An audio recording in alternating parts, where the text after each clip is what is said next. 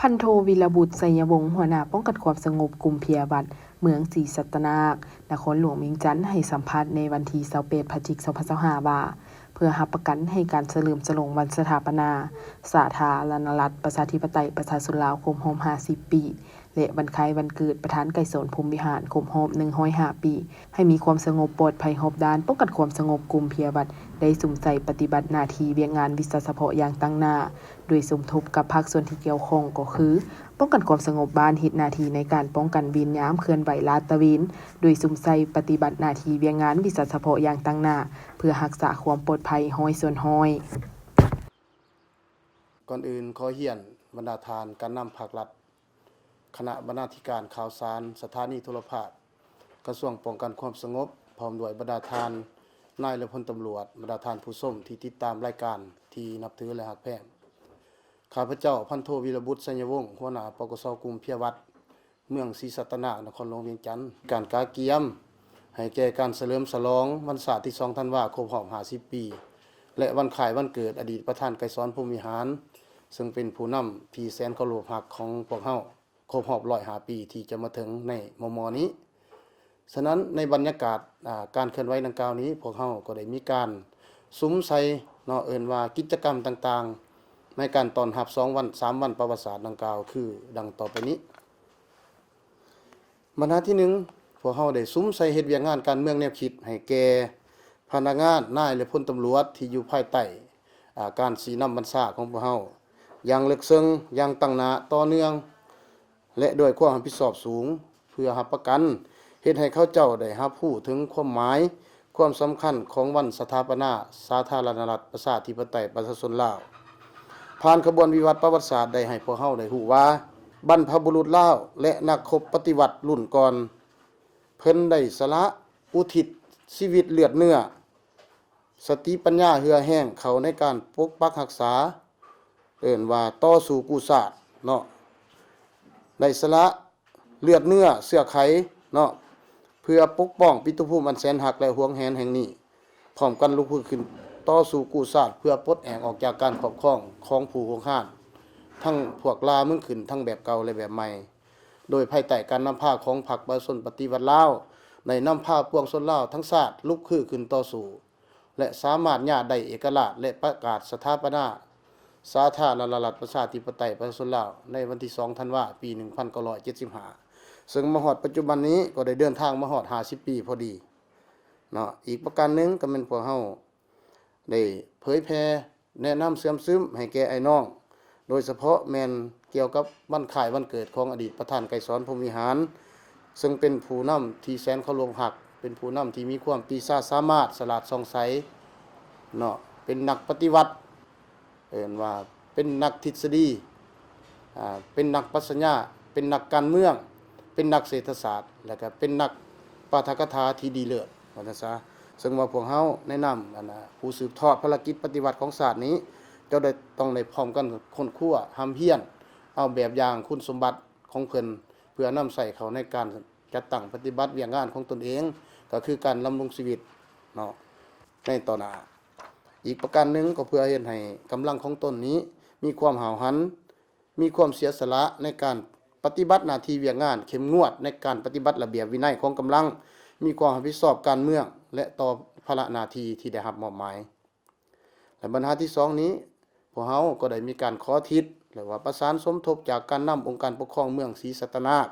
โดยเฉพาะแม่นบรรดาทานคณะประจำภาคเมืองคณะภาคเมืองที่ได้ลงติดตามสุกยู่สีน้ำเวียงงานอยู่ขันหักฐานบ้านเพื่อญาติแยงเอาการสีน้ำของเพิ่นได้สมทบกับองค์การปกครองบ้านในการจัดตั้งโฆษณาเผยแพร่แนวทางนโยบายของพรรคก็คือแนวทางป้องกันศาสตร์ป้องกันความสงบทั่วปวงชนหอบด่านของพรรคเฮาเพื่อปลุกระดมทั่วปวงชนได้มีการประกอบส่วนเข้าในขบวนการเวียกงานดังกล่าวอย่างเป็นขบวนฟดฟื้นแข็งแรงและมีคุณภาพบรรทัดที่3พวกเฮาได้สร้างแผนการเฉพาะของปกส.กลุ่มของตนเนาะพร้อมนั้นก็ได้เผยแพร่แนะนำเสื่อมซึมให้แก่ไอ้น้องที่อยู่ภายใต้ความรับผิดชอบเพื่อให้เขาเจ้าได้รับรู้เข้าใจอย่างลึกซึ้งทั่วถึงให้มีความเป็นเอกภาพในเวลาจัดตั้งปฏิบัติและบรรทัดที่3ที่4นี้เนาะก็ได้นำใส่กำลังปกส.กลุ่ม พนักงานก่อสร้างหลักฐานการเมืองที่มาจากกรมกองอ้อมข้างกระทรวงป้องกันความสงบและกำลังป้องกันชาติได้สมทบองค์การปกครองบ้านภายในกลุ่มลงเฮ็ดบทบันทึกสัญญารักษาความสงบกับบรรดาห้างห้านหัวหน่วยธุรกิจเช้าค้าขายและครอบครัวที่มีความเสี่ยงได้ทั้งหมด388ฉบับเนาะในนี้ห้างห้านได้175ครอบครัวได้172ครอบครัวอาพาร์ตเมนต์5แห่งห้องแถว7แห่งมี46ห้องเฮือนให้เช่า7หลังเฮือนพัก2หลังโรงแรม7หลังโรงเรียน2แห่งแคมป์พักกรรมกรก่อสร้าง2จุดและบริษัทจำนวน13บริษัทมาฮอดปัจจุบันนี้สามารถตีราคาได้ว่าพวกเฮาได้เฮ็ดสำเร็จแล้วประมาณ 90% และเคียงคู่กันนั้นก็ได้สร้างบทบันทึกสัญญากับพ่อแม่ประชาชนชาวค้าขายห้างห้าน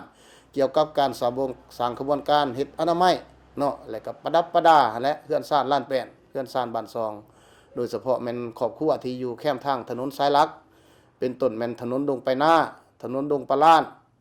ถนน3แสนไทยถนนฝากงูมแล้วก็ถนนคูเวียงเนาะซึ่งมาพวกเฮาก็ได้แนะนำให้พ่อแม่ประชาชนอำนาจการปกครองนั่นแหละประดับประดาติดทุ่งสาทุ่งผักทุ่งทิวเนาะเพื่อให้มีส่วนร่วมเฮ็ดให้ไว้หน้าไว้ตาในการเฉลิมฉลองวันศาสตร์สุนี้ก็ให้มันคึกคืน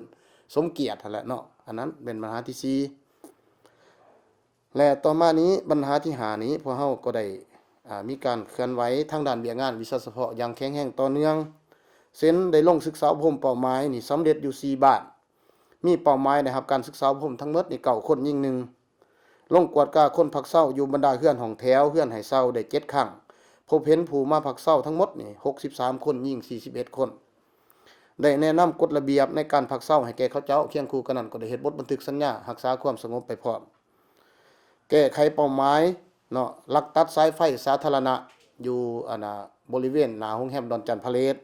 และก็พวกส่วนที่ว่ากลุ่มแก๊งลักตัดสายไฟอยู่อ้อมข้างห้องหมอมโหสถสามารถจับกลุ่มได้จำนวน4คนและนำส่งทางภาคส่วนเกี่ยวข้องดำเนินคดี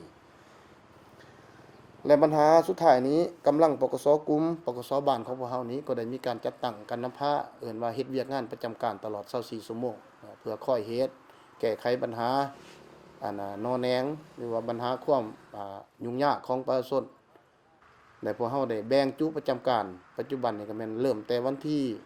15พฤศจิกายนเป็นต้นมาเนี่ยพวกเฮาประจำการเฮ็ด2จุเนาะถือว่ามีคนประจำการตลอด24ชั่วโมงและพวกเฮาก็ยังจะสืบต่อไปจนกว่าสำเร็จวันศาสตร์หรือว่าวันคล้ายวันเกิดอดีตประธานไกรสอนพรหมวิหารพุ่นแหละเนาะพวกเฮาจึงจะปรับปรุงเข้าสู่ภาวะปกติว่าซั่นซะและเคียงคู่กับปัญหาผลงานนี้ก็แน่นอนและก็ยังมีทั้งข้อสะดวกข้อยุ่งยากที่พวกเฮาสามารถถอดถอนได้จำนวนหนึ่งเนาะปัญหาที่1นี้บ่เรื่องข้อสะดวกก็ถือว่าพวกเฮานี่ก็ย้อนมีการสีน้ำน้ำพาอย่างใกล้ชิดติดแท้ลึกซึ้งนั่นแหละจากคณะพรรคคณะนำองค์การปกครองเมืองศรีสัตนาบ่เฉพาะก็แม่นคณะพรรคคณะกองบัญชาการปกสเมืองที่ย่ำใดก็ได้เอาใจใส่ติดตามสุกยู่สีน้ำลงใกล้ชิดเยี่ยมยามถามข่าวแล้วก็ปลุกระดมให้กำลังใจต่อพนักงานที่ว่าเฮ็ดหน้าที่การเมืองอยู่แต่ละโครงเขตเนาะอย่างเป็นประจำหรือเป็นปกติปัญหาที่2นี้ก็ย้อนว่ากำลังของพวกเฮานี่แหละมีความตัดสินใจเนาะเอิ้นว่าเข้าใจต่อแนวทางนโยบายในรับรู้ความหมายความสำคัญของวันดังกล่าวนี้จึงได้พร้อมกันตัดสินใจสละนั่นแหละเนาะเอิ้นว่าได้เฮ็ดหน้าที่ตามมติคำสั่งของขันเทิงถึงว่าจะอึดเมื่อยถึงว่าจะอึดนอนแต่พวกเฮาก็ได้มีการประจำการได้มีการประจำจุดตามแผนการพร้อมนั้นก็ได้นำพาอำนาจการปกครองเนาะเอิ้นว่าปกสบ้านกวดกาลาดตระเวนนั่นแหละเนาะในแต่ละคืนเนาะบางคืนนี่ก็พวกเฮาก็ได้เคลื่อนไหวในเวลานับตั้งแต่ 2:00 นกลางคืนไปจนฮอดตอนแจ้งเนาะบางเทื่อบางคืนก็เฮ็ด2จุจากการเคลื่อนไหวดังกล่าวนี่ก็เฮ็ดให้ถือว่าก็สงบเนาะในระยะนี้คดีก็บ่เกิดปัญหาย่อท่อนี่ก็ลดลงเนาะเกือบ2อาทิตย์แล้วพวกเฮาก็บ่ได้รับการแจ้งความเนาะโดยเฉพาะแม่นปัญหารถจักรเสียบ่หรือว่าเครื่องของพลเมืองคอมแอร์ผ่านมามันเคยเสียเนาะกงเตือนน้ำประปาจังซี่นะแต่ว่าในช่วงนี้ก็ถือว่ามิดเนาะย้อนพวกเฮามีการเคลื่อนไหวจังซั่นเนื่องในโอกาสสุดที่มีความหมายสำคัญนี้อีกทีนึงข้าพเจ้าตั้งหน้าให้แก่กำลังนายตำรวจพลตำรวจที่อยู่ภายใต้ความรับผิดชอบนี้ขออวยใส่ให้พรแก่บรรดาทานการนำภาครัฐการนำขันกระทรวงป้องกันความสงบ และบรรดาทานผู้ชมนายและพลตำรวจที่ติดตามรายการของพวกเฮานี้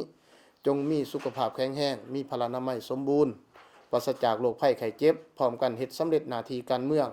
ที่พรรคและรัฐมอบหมายให้เนาะขอขอบใจ